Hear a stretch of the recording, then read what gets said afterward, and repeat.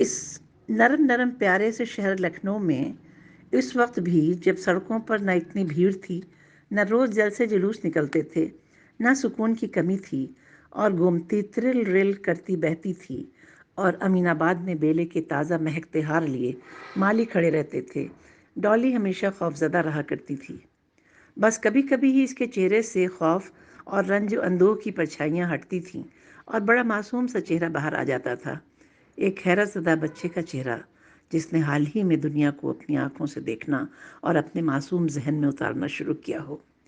یہ چہرہ لکھنؤ جیسا ہوتا تھا، مہربانی بکھیرتا، مہربانی ڈھونڈتا، کہتا مسکرائیے کہ آپ لکھنؤ میں ہیں۔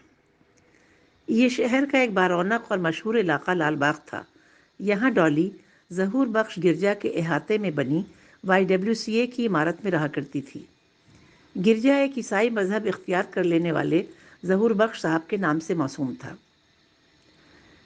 شاید انہیں بپتسمہ دینے والے پادری صاحب نے بھی ان کا نام بدلنے پر اصرار نہیں کیا تھا۔ بہرکیف یہ نہایت دلچسپ نام تھا۔ اس کی سرخ رنگ کی عمارت کی وجہ سے کچھ لوگ اسے لال گرجا بھی کہہ لیتے تھے۔ عمارت نہایت سادہ گوتھک طرز کی عمارت تھی۔ اس سے متصل عیسائیوں کا قبرستان تھا۔ وہاں کی قبریں بھی بڑی سادہ تھیں۔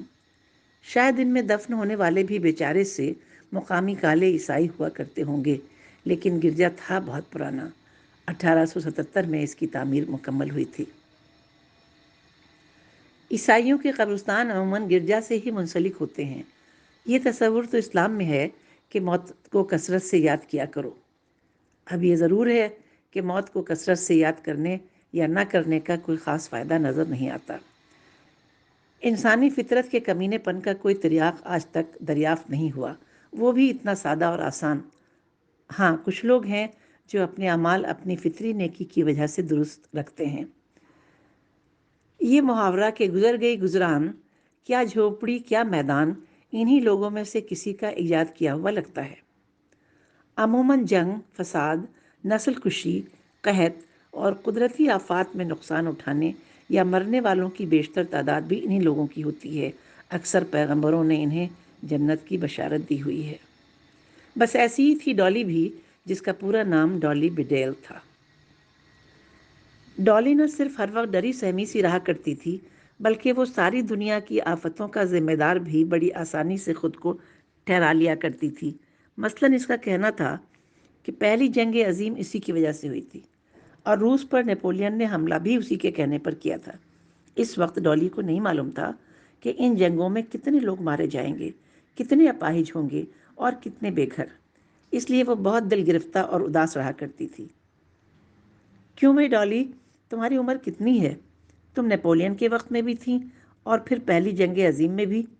اب تم دوسری جنگ عظیم دیکھ کر یہاں ہندوستان تشریف لے آئیں۔ ایک مرتبہ ہاسٹل میں رہائش پذیر لڑکیوں میں سے ایک نوجوان لڑکی نے ڈالی کو چھیڑا تھا۔ ڈالی نے بڑی سنجیدگی سے اپنی آرام کرسی کو، جس میں وہ اپنا زیادہ تر وقت گزارتی تھی، آگے پیچھے کیا اور کہا، تمہیں نہیں معلوم میری عمر 500 سال سے زیادہ ہے؟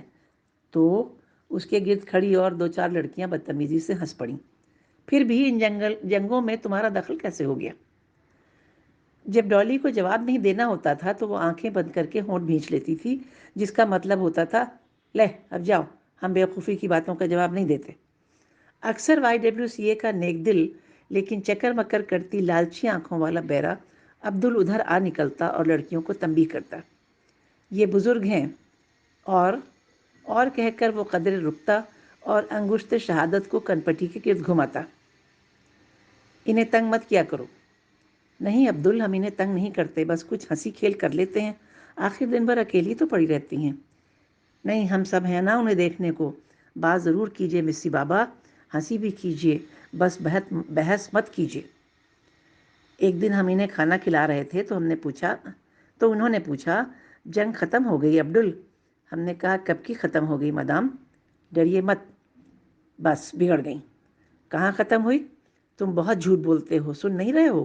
اوپر بمبار منڈلا رہے ہیں اور اینٹی ایئر کرافٹس گرج رہی ہیں، اور وہ ناراض نہ ہوں یہ سوچ کر ایک دن ہم نے کہہ دیا کہ جی کہاں ختم ہوئی، بالکل نہیں ہوئی، تو انہوں نے ہاتھ مار کر کھانے کی پلیٹ پھینک دی اور رونا شروع کر دیا۔ ڈالی کے اس سوال سے سب واقف تھے۔ ہاسٹل میں رہنے والے بھی اور اکثر یہاں تک منعقد ہونے والی تقریبات میں آنے والے بھی۔ جنگ ختم ہو گئی کیا؟ ہندوستان میں کافی عرصے رہ لینے کے باوجود ڈالی صرف انگریزی بولتی تھی۔ ہاسٹل میں کئی لسانی علاقوں کی لڑکیاں رہتی تھیں، اس لیے زیادہ تر ویسے بھی یہاں انگریزی رائج تھی، اور تو اور خالص اودھی علاقوں سے آنے والے یہاں کے ملازمین عبدل اور کچھ اور خالص ہندوستانی ہی نہیں اودھ کے علاقے کے تھے، کٹر مٹر انگریزی کو اودھی اردو میں پرو کر کام چلا لیتے تھے، خاص طور پر عبدل۔ اس وقت وہ ڈالی کو چھیڑنے والی لڑکیوں کو نصیحت کرتے ہوئے کندھے پر پڑا جھاڑن سنبھالتے پینٹری کی طرف بڑھ گیا اور چلتے چلتے پلٹ کر بولا، you all good girl, no bad to Dolly ma'am. لڑکیاں ہنستی ہوئی بھاگ گئیں، ڈالی پر نہیں، عبدل کی اڑنگ بڑنگ انگریزی سے محظوظ ہو کر۔ لیکن ایک قدرے بڑی عمر کی ہندوستانی عیسائی خاتون آئرس نیتھن نے انہیں گھور کر دیکھا اور تنبیہ میں کچھ کہا۔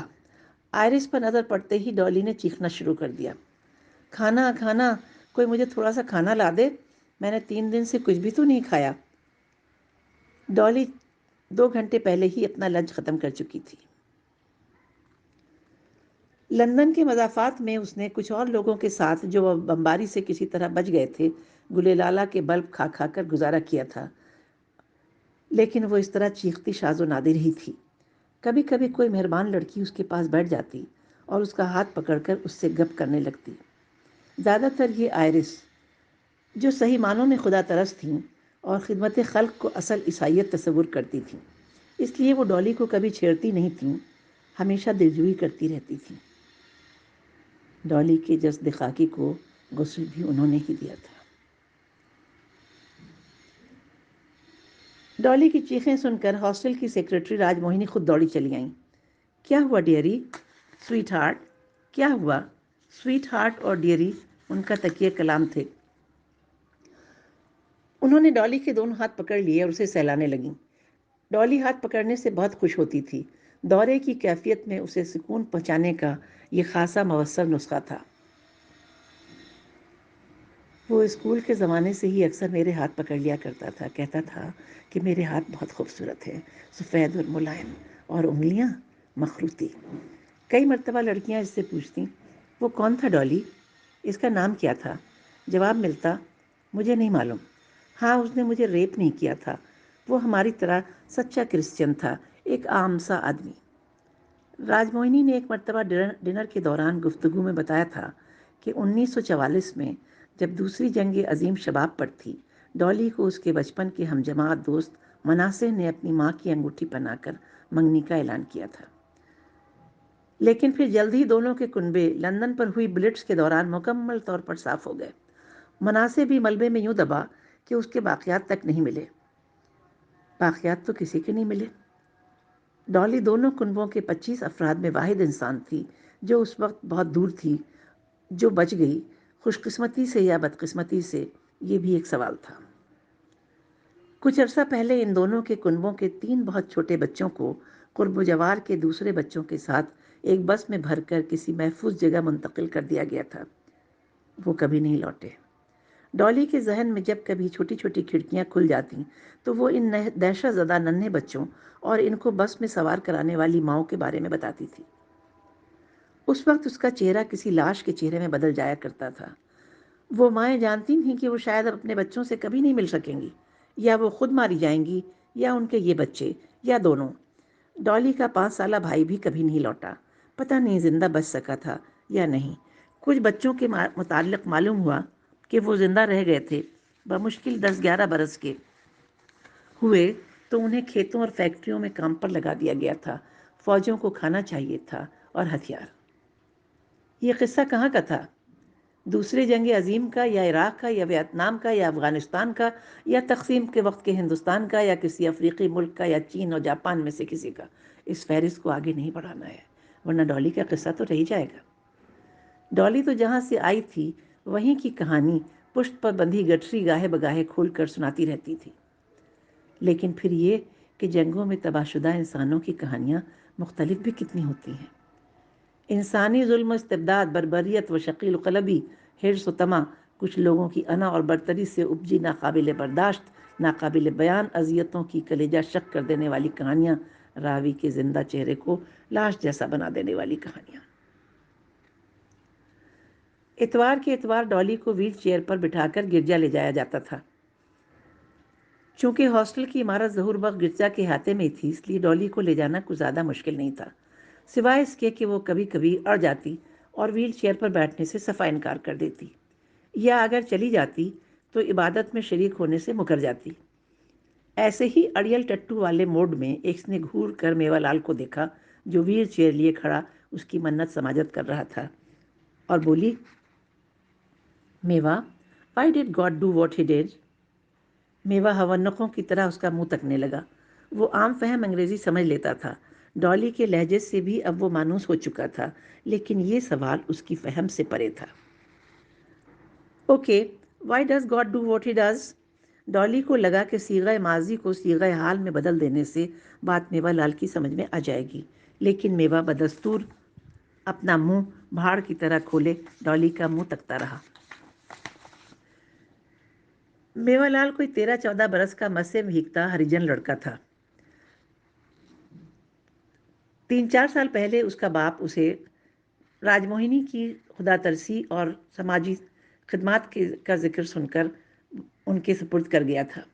سنا ہے آپ کے ہاں کوئی ملازم درکار ہے، اسے مالی کے ساتھ لگا کر کام سکھا دیجیے، مالی کے کام میں اسے دلچسپی ہے۔ راج موہنی نے اسے رکھ لیا۔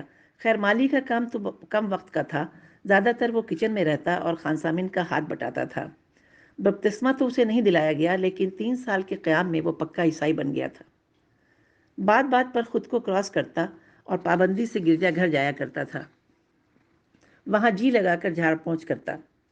اتوار کو چرچ آنے والے کچھ مخیر حضرات اسے 1 روپیہ ٹپ میں دے دیا کرتے تھے۔ ارے ایسے کیوں کھڑے ہو میوا لال، کم آن ڈالی، آ جاؤ ویل چیئر میں، شاباش، ایک لڑکی نے سر پر اسکارف درست کرتے ہوئے کہا۔ ڈالی نے میکینیکی انداز میں اپنا سوال دہرایا۔ دیکھیے، کرسی میں گھسی نہیں رہی، یہی پوچھے جا رہی ہیں، میوا لال نے کہا۔ پتہ نہیں کیا پوچھ رہی ہیں۔ لڑکی نے میوا لال کو مختصراً بتایا کہ ڈالی کیا کہہ رہی ہے، اور کہتی ہوئی آگے بڑھ گئی، لے آؤ بھائی ڈالی کو۔ میوا لال نے کلے پیٹے۔ ڈالی خدا کی خدائی کا سبب پوچھ رہی تھی، اتنا بڑا کلمہ کفر! گاڈ ڈو اونلی گڈ، میوا لال نے اپنی انگریزی میں ڈالی کا ایمان واپس لانا چاہا۔ ڈالی کے دماغ کی کھڑکیاں اس وقت کچھ دیر کے لیے کھل گئی تھیں۔ وہ مراقبے میں نہیں تھی، بلکہ گرد و پیش پر نظریں دوڑا رہی تھی۔ خدا سب اچھا ہی کرتا ہے، یہ سن کر وہ بھڑک گئی۔ پھر تو زمیں جنبد آسماں جنبد، نہ جنبد ڈالی بڈیل۔ اسے کسی بھی طرح چرچ جانے پر آمادہ نہیں کیا جا سکا۔ چرچ سے واپس آنے کے بعد البتہ آئرس نیتن نے اسے انگوروں کے ایک خوشے سے انگور چن کر کھلائے۔ یہ کہاں سے آ گئے؟ پھل تو پھل، یہاں تو بریڈ بھی نہیں ملتی۔ ڈالی، آئرس نے ملائمیت سے کہا، اب تو سب کچھ ہے تمہارے لیے، اور بہت دن سے ہے۔ جو ہوا اسے بھول جاؤ، زندگی خدا کا انعام ہے، اس کے لیے شکر کرو اور جیو۔ ڈالی کا سارا جسم اچانک پتے کی طرح کانپنے لگا۔ چلو تمہیں باہر گھما کر لاتے ہیں۔ آئرس نے اس کے زرخشتے جسم کو سہارا دیا اور باہر لان میں لے آئیں۔ موسم نہایت خوشگوار تھا، درخت سرسبز تھے، چڑیاں اڑتیں پھر آ کر بیٹھ جاتی۔ ایک کبوتروں کا جوڑا رومانس میں مشغول تھا۔ بوگن ویلا کی جھاڑی پھولوں سے گہری گلابی ہو رہی تھی۔ خوشگوار ہوا ہولے ہولے ان 2 عورتوں کے چہرے سلاتی ہوئے گزری۔ بادلوں نے اچانک سائے گہرے کر دیے اور بارش کی پیشن گوئی کرنے لگے۔ تم عذاب کو انعام کہتی ہو؟ ڈالی نے اپنا اسکرٹ جسم کے گرد لپیٹتے ہوئے کہا۔ آئرس نے جواب دینا مناسب نہیں سمجھا۔ ڈالی کے ذہن کے شفاف وقفوں میں اس کی یادیں واپس آنے لگتی تھیں، لیکن یہ وقفے اس کے لیے انتہائی اذیت ناک ہوتے تھے۔ میری ماں نے 9 بچے پیدا کیے، پھر بھی مضبوط اور محنتی تھی۔ میرے علاوہ سارے بچے مارے گئے۔ 5 سال کا موٹے موٹے گالوں والا جم اور 3 سال کی کیرولین جس کے بال سنہری تھے۔ اچھا یہ بتاؤ آئرس، کیا 2 غلط مل کر ایک صحیح بناتے ہیں؟ تم نے میرے بچے مارے، میں تمہارے بچوں کو ماروں گا۔ تم نے میری… اس نے جھلجھلی لی اور تھوڑے سے وقفے کے بعد بولی، ہمارے چھوٹے سے کچن گارڈن میں خوب سبزیاں اگتی تھیں اور لان میں سبز گھاس کے علاوہ خوش رنگ پھول تھے۔ ٹیمز کے سونے کے پانی میں چاندی کی مچھلیاں اچھلا کرتی تھیں۔ میرا باپ آتے ہی ہم سب کو اپنے بازوؤں میں سمیٹ لیا کرتا تھا۔ ہمارے پڑوسی مہربان تھے۔ ڈالی، لوگ یہاں بھی مہربان ہیں۔ آئرس نے مدھم لہجے میں کہا، یہ سارے کے سارے مارے جائیں گے۔ ڈالی کا لہجہ نہایت پرسکون تھا۔ دوسری جنگ عظیم ختم ہو جانے کے بعد اس میں شامل ملکوں نے خود کو دوبارہ پیروں پر کھڑا ہونے کے لائق بنانے کے پروگرام شروع کیے۔ اس کے تحت بے گھر اور تباہ شدہ کنبوں کی باز آبادکاری بھی شامل تھی۔ کسی کیمپ سے ڈالی بھی دریافت ہوئی تھی۔ اس کا کوئی رشتہ دار نہیں مل سکا۔ بڑی تگ و دود کے بعد ایک دور کے چچا کا پتہ چلا جو ہندوستانی فوج میں اچھے عہدے پر رہے تھے اور صرف ایک ٹانگ گنوا کر بچ گئے تھے۔ کسی وجہ سے جہاز بھر بھر کر جب ہندوستان میں 1947 کا خون خرابہ کرانے کے بعد انگریز واپس ہوئے تو یہ صاحب نہیں گئے۔ خدا ترس انسان تھے۔ جب ان سے رابطہ کیا گیا تو انہوں نے بخوشی ڈالی کو قبول کر لیا۔ 20ویں صدی کے چھٹے دہے میں ان کا انتقال ہو گیا۔ ڈالی کسی طرح YWCA پہنچا دی گئی۔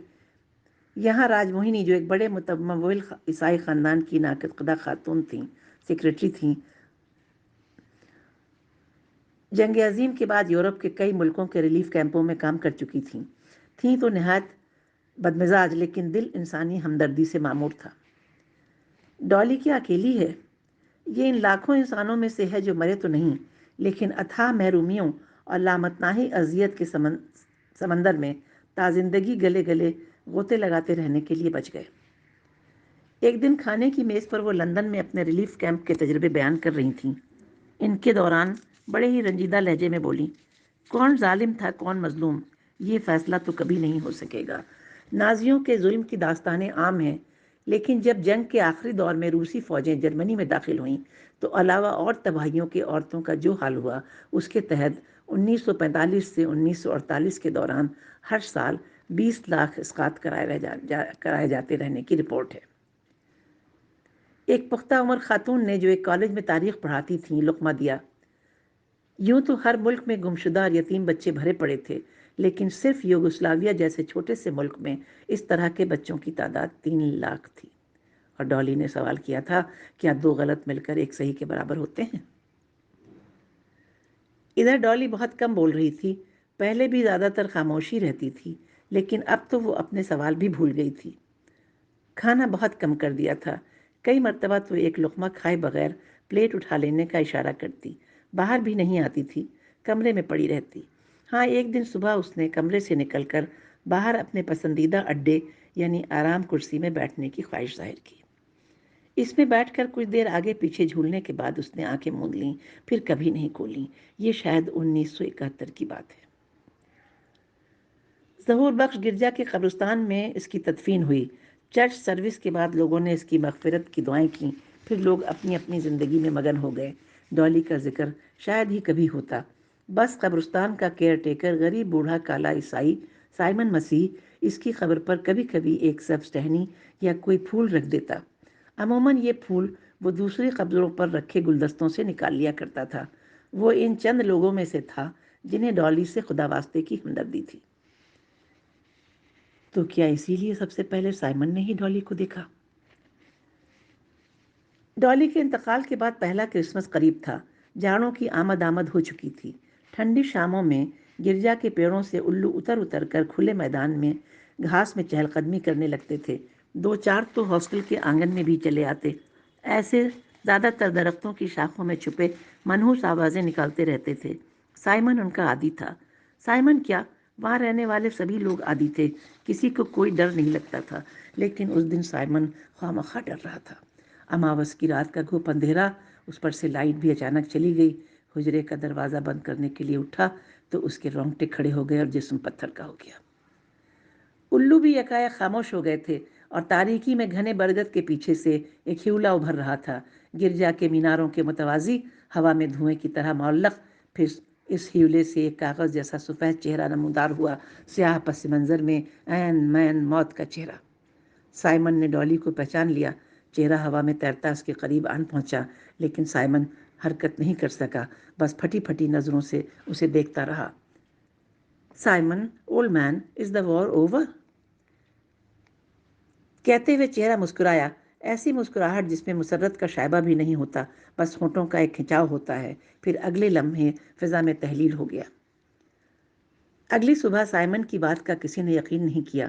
سب نے اسے ایک جاہل ڈرے ہوئے بوڑھے کا وہم قرار دیا، لیکن پھر کئی لوگوں نے قسم کھا کر بتایا کہ اماوس کی اندھیری رات کے پچھلے پہر ڈالی اکثر نمودار ہوتی ہے، اور جو سامنے دکھائی پڑ جائے اس کے قریب آ کر پوچھتی ہے کہ کیا جنگ ختم ہو گئی؟ پھر فوراً ہی فضا میں تحلیل ہو جاتی ہے، ہاں، اس نے کبھی کسی کو کوئی نقصان نہیں پہنچایا۔